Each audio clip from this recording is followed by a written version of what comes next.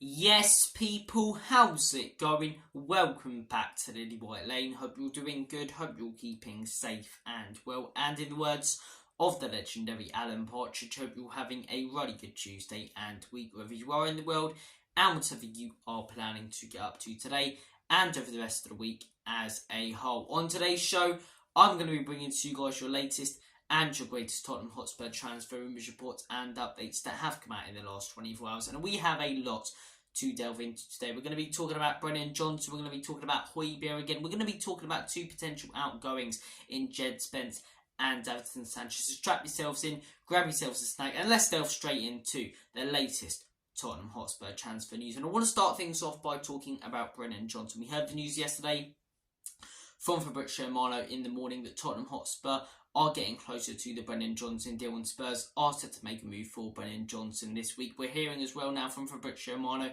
came out last night, that this deal is progressing. The Brennan Johnson deal is looking more and more likely as time passes, and Brennan Johnson is looking likely to be a Tottenham Hotspur player by the end of the week. This is big news, and I said it in yesterday's video and I'll say it again.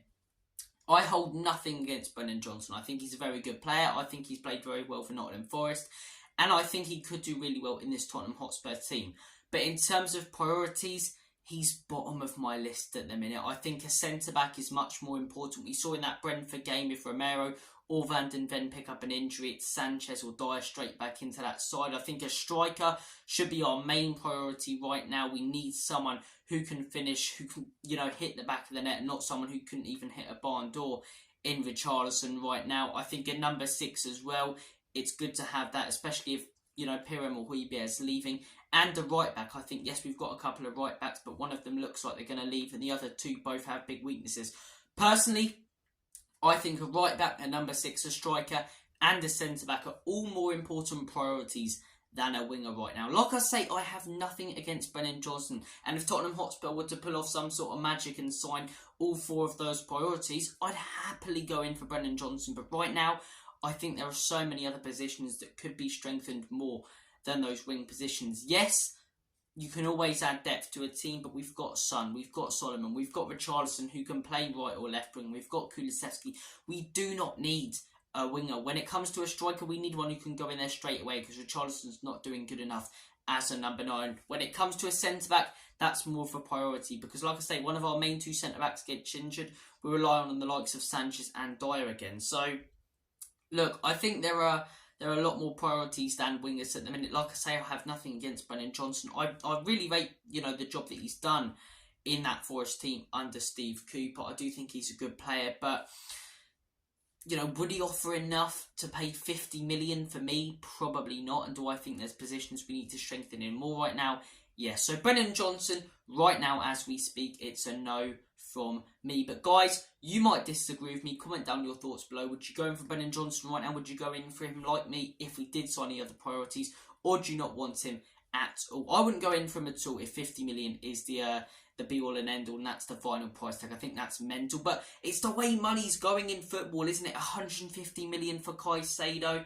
Mental money. Absolutely mental. But look, we are going to move on to the next piece of news we are going to be discussing. And the next piece of news is about Thfc Sanchez. A bid did come in from Brennan that has been rejected by Tottenham Hotspur for Thfc Sanchez of 9 million. And this frustrates me. This really frustrates me. This is a player who the manager doesn't want at the football club and doesn't have in his plans, who the owners don't want, yet we will not sell him. I do not understand it. Would we rather head into this season with him and, cut our losses and miss out on a few million when he's there and doesn't even want to be there and the manager doesn't want him to be there? If he did head into the season without Tottenham selling him, I'd be more inclined, if I was manager or if I was owner, to release him. Because we don't want him and we don't need him. 9 million, they're on the table for a player we don't want, don't need, and, season after season has been pretty crap. I think you've got to expect that. Yet we're hearing that Tottenham are expecting 15 to 20 million. Daniel Levy yet again, always trying to get that little bit more money. It's why we struggle to ship out players. Because he can't just accept the bids that are put in. And it just frustrates so many clubs and puts owners off dealing with him. Because he's such a tight ass. Just accept the 9 million, mate. You're only gaining an extra few million that they're very, very unlikely to pay. This is a player who the manager doesn't want, who doesn't fit into his system, who doesn't want to be there. Let him go. 9 million on the table. Season after season, he's putting crap performances. You've got to accept that money. You've got to accept that money. If I was Spurs owner, I'd accept 2 million for this guy, because it's still money for a player who's going to offer nothing to this team. So for me, 9 million should have been accepted. It hasn't been. And if we don't sell Thfc and Sanchez, that is yet again, just like not selling, other players every single summer transfer window, down to Daniel Levy. And it's so infuriating. It's so infuriating. Just stop trying to add on that extra few million. Because a lot of clubs don't want to pay that. And even if they do, they won't deal with you again. The amount of clubs who don't want to deal with Daniel Levy or Tottenham because of how much of a tight ass this guy is now. He always wants that extra 2 million when it comes to buying players. He'll bring it down a few million, or getting rid of players, he'll up it a few million. He does my head in. He really does do my head in. Like I say, some of the players we've signed this summer has been good, but circumstances have changed. We need to sign more players, and especially clear out players. Like I've been saying for weeks, and nothing's really changed. I said Spurs need to clear out all the deadwood. We've got out one player since, and he's our best player in decades. Clear out Sanchez, clear out Spence, which we'll get to in a minute because there could be developments there.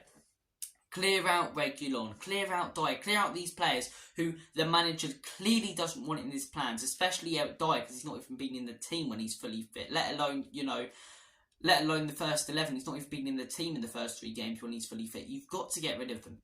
Got to get rid of him. I don't care if Eric Dyer wants to fight for his place. The manager doesn't want him, so sell him.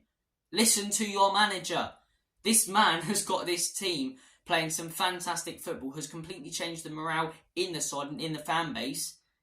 Just help him out a little bit, man. Help him out a little bit. Like I say, we've made some good signings this summer, but circumstances have changed since the Harry Kane thing, and all summer long we haven't done the business we need to when it comes to clearing out players. So let's hope we do. Let's hope we get Sanchez out the door. But yeah, I'm frustrated that we haven't accepted that 9 million. Guys, do you agree with me or do you disagree with me? Do you think Tottenham Hotspur should have actually been a little bit more stubborn and go, no, we paid 40 million for this guy. I at least want close to half. I at least want 15 to 20 million. Or would have you, like me, accepted 9 million for Thfc and Sanchez? Guys, comment your thoughts down below. And we're going to move on to the next piece of news I do want to discuss as well. Pierre-Emile Højbjerg. I did a little short on it this morning. We're going to be talking about him again. Manchester United coming in for Højbjerg. Random one. And I'm sort of tired on this. I don't rate the guy. I will start off by saying that. I think in these first few games, he's run his bollocks off when he's come onto the pitch. But he doesn't have that footballing ability. He's slow, he's sloppy, and he constantly has a mistake in him. And if he stays at Tottenham Hotspur, he will not be playing in that Ange Postecoglou system. We know that because we know there are four midfield players above him. Maddison, Lo Celso, Sarr, Bissouma, and probably Skip. I'd say him and Skip are probably on the same level. So if he's staying at Tottenham Hotspur, he will not be getting game time. He will not be getting game time. He might get the occasional 10 minutes in a Carabao Cup game, but if he stays at Spurs, he's not going to be starting, which isn't going to make him happy. So you're looking at probably having to ship him out. But then who do you ship him out to? Do you cut your losses and accept the 25 million, or try and get back dealing with Atletico after turning them down and being stubborn yet again like you're being with the Sanchez thing, Levy, with your specific price tag? Or do you sell him to Manchester United, a rival? If he went to Manchester United and put in, consistent good performances and played well, it would be frustrating because we would have strengthened our rival. But do I think we're really strengthening Manchester United? No. I think if we were selling a Bissouma or a Maddison, it would have been different. But the fact we're selling a player who hasn't, barely got any game time in this Spurs team, and even if he went to that Manchester United team, probably won't get any game time. And their fans are going to be furious if they bring him in as well, because they were looking at Amrabat, they were looking at Gravenberch and Højbjerg. It's not got the same excitement to his name. He could do brilliant, but I'm willing to risk that. I think there's a very good chance he won't do unbelievable, and I think there's a very good chance if we do accept an offer for Manchester United, if it comes in, we will not regret it. So for me, although they're sort of our rivals in what we're competing for, Manchester United coming in for Højbjerg, I'd accept whatever bid they come in for. Like I say, you can't stick to exact prices when you're trying to clear out players. That's why we struggle every single summer to clear out the dead wood, because Daniel Levy always asks for that little bit more, where really, when you need to get rid of players, you accept the first offer that comes in. First offer, right, out. It's what other clubs do, the top clubs do when they're trying to get rid of players. They accept the first bid that comes in because they don't want them and they're not very good. Any bid that comes in is good, but doesn't work the same with that absolute donkey who runs Tottenham Hotspur. But guys, comment your thoughts down below on Pierre-Emile Højbjerg, as people called him at one point.